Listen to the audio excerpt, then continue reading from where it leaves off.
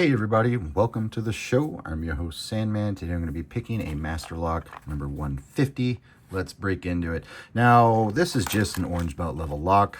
I'm a red belt on the LPU belt ranking system, and this shouldn't give me any trouble, right? But it is a level 5 security for master lock on a level of 1 to 10. Just kidding, that's a garbage rating system. No, this is actually, in my humble opinion, the hardest orange belt lock that there is. I haven't picked all of them, but this is a harder orange belt lock than it should be because it has 5 pin stacks. 4 of those 5 driver pins, the top pins, are going to most likely be spool pins. And then the 5th driver pin, typically pin stack number 1, the front pin stack, is typically going to be a serrated driver pin. So this has all 5 security pins, and it's crazy that we have that just as an orange belt, but you kids got to learn eventually. Now, there is what I would consider to be a little bit of a trick to this. I'm going to try picking this out of the package, maybe about a minute, 2 minutes. If I can't do it, then we're going to resort to the trick. No fancy shimmying or bypassing or anything crazy like that. Just something that makes life easier on these brass, brand new master locks. So let's go ahead and get into this guy. Yeah, master lock. I don't know how much this costs. It's the 150D.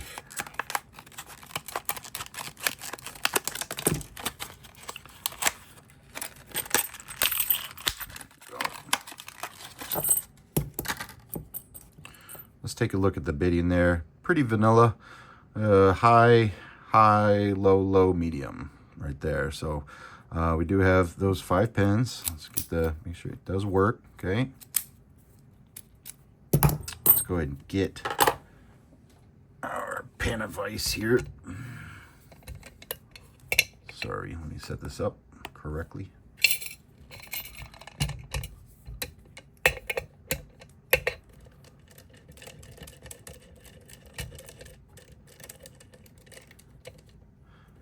All right, I'll walk you guys through it. I'll help you. I'll show you the way, or I won't. Why is that not in focus? Okay, there we go. That looks okay. Looks pretty decent. I'm going to be going with a Jimy Longs gym style hook, the medium gym style hook here. And then I'm going to be using a Multipick top of keyway tensioner. And we're going to go with 1.3 millimeter, very close to probably 50,000. Oh, no, it's actually slightly off. We're going to go with what would be closer to 40,000 or 1 millimeter. Actually, right there. Let's give this a try. Let me see if I can zoom in and keep this thing in focus. Yep. All right. So let's check out pin number 1. I got some movement on 1. It feels like it's binding, but I promise you it could be the serrations if that is in pin stack number 1. This is not a guttable lock. I went to lpubelts.com to take a look at other locks to see what they showed, and in my experience it's pretty similar across the board. So I'm going to jump here to pin number 4. I got to click out a 4, nothing on 5. Let's go to 1 again. I felt that serration. These are some pretty goofy looking pins. They have 2 serrations on them. I dropped everything. Let's go back to 4 because that was my first binding pin. I think I got 4 set. Let's skip 1. Let's go to 2. Click out of 2. Let's go to 3. Got some movement out of 3. Let's go 4. 4 set. Let's go to 5.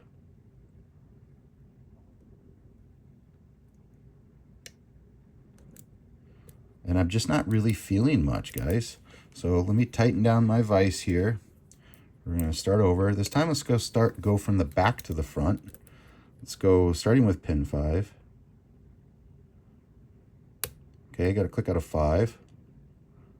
Nothing on 4 yet. Let's go back to 4. Nothing on 4. Let's go to 3. Nothing on 3. Let's go to 2.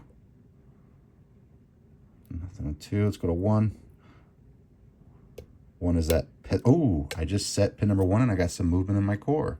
So I've set pin 5 and pin 1. We just have 3 more to go. So let's try pin number 2. Yep, we got counter rotation on 2.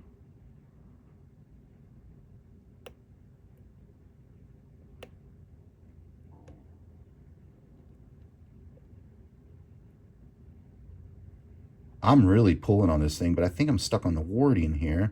So let's leave number 2 alone. Let's go to number 3. Nothing on 3. Let's go to 4. A little bit of counter rotation on 4. We really need to set number 2. So let's go to number 2. Yep, counter rotation on 2. It's really not wanting to set. Hang on.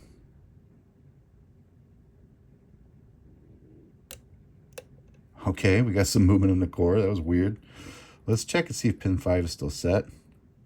Yeah, pin 5 is still set. Pin 1 is still set. Pin 2 is not set, even though I had movement in the core. I must have set it and dropped it.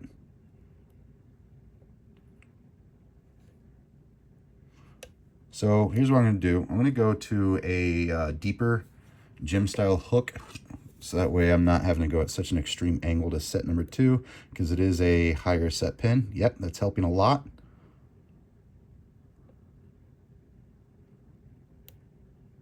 This guy does not want to set, so let's try float picking this. I'm going to pull back intentionally, see if I can set that pin.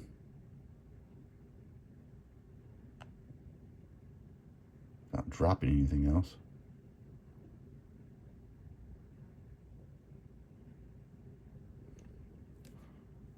Man, see, here's the counter rotation, but I can't get that pin number 2 to set without oversetting it like I just did. Let's try dropping pin number 2. Okay.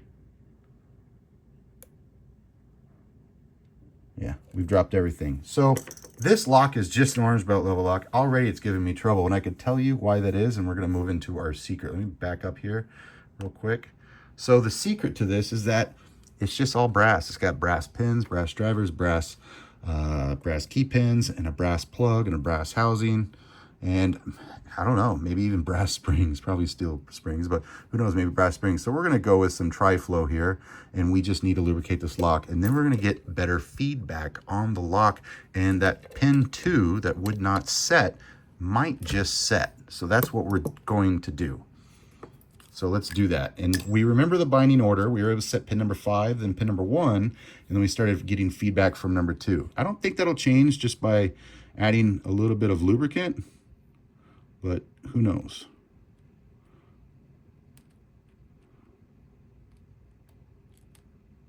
I'm just adding what I suspect to be a couple drops in each pin chamber.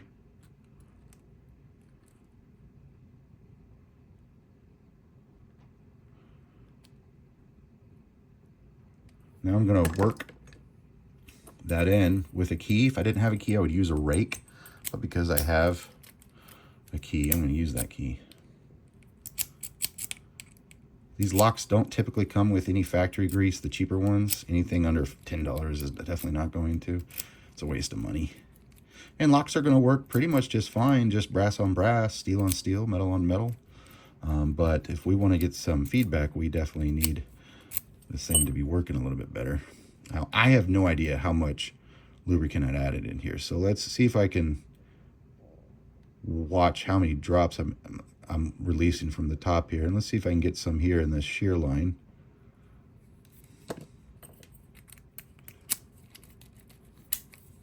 Now notice I'm applying this lubricant here with the pin stack on the bottom, because I want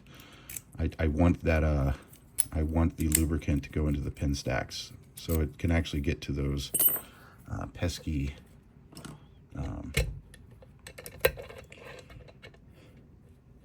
mushrooms. Spool pins, excuse me, not mushrooms, spool pins. And we were having pretty good success with our deeper hook, but let's go ahead and set pin 5 and pin 1 first. Let me zoom in, folks.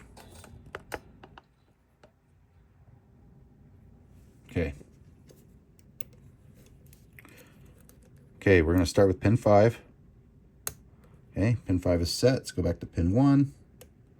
Got some movement in pin 1. And pin 1 is set. I'm in a nice little false set here. Let's go to pin 2.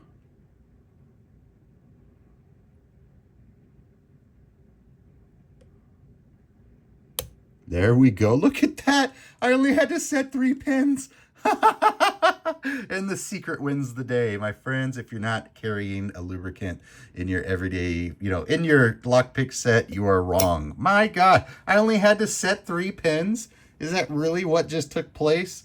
Let's revisit this.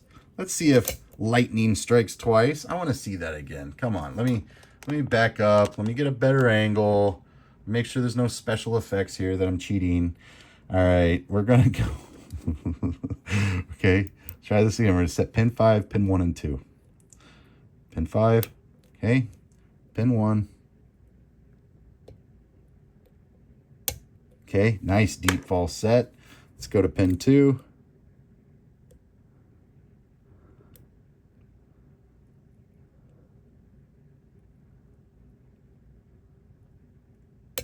Yeah. I know what some of you are thinking. Some of you smart lock pickers there.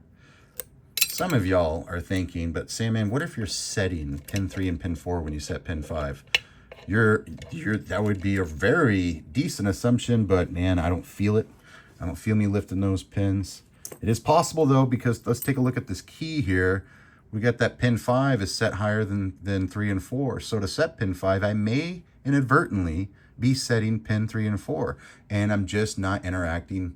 I'm not getting any feedback from it. So to set this last pin here, pin 5, I could be setting 3 and 4 unintentionally. The world will never know because we cannot gut this lock. It's not guttable. So that's it, folks. That's my secret. That's all I wanted to show you, and it worked out well. I did it right out of the package. When you're dealing with these cheaper locks, you just need a little bit of lubricant to get better feedback and to get the lock to do what you want it to do. When I was a locksmith, we had this theory that adding a lubricant to a lock, you were basically ruining your chances of being able to pick that lock, because it was going to be hard to place the profile of that pick onto the key pin to be able to lift it to the shear line. And there is some truth to that. It may be difficult for some people, but guys, I'm using a gym style hook, which is a sharp, it's a point, and I don't have trouble placing that point on any of the pins that I apply a lubricant to. These are also smaller pins because this is a very small master lock, a little bit smaller than your average lab pins, with a 3/1000 or 5/1000 gradient in, thickness or diameter. But regardless, I really advocate now for lubricant, and I've been doing this for 18 years. I didn't start using lubricant until maybe a year ago. Yeah, about a year ago. I didn't start using lubricant on every lock that I pick, just about. Even the high security ones. I have found great success with it. So that's the secret to these Master Lock 150s. Add a little lubricant and it won't give you some guff. I had trouble picking this guy. If I'd sat here for 5 more minutes, I probably could have gotten it without the lubricant. But once I added the lubricant, it was done. It wasn't needed anymore. I needed the lubricant. It now became an easy lock. I got this lock figured out. Folks, that's all I have for today. Thank you all so much for watching. Let me know in the comments down below. Are you going to start carrying lubricant in your everyday lockpick set? As I shake the camera violently, are you going to do that? Or are you just like, no, Sam, I don't need lubricant. I like to go in dry. All right, I'm going to get out of here before I get canceled. Thank you all so much for watching, folks. Let me know in the comments down below, and I will catch you guys next time.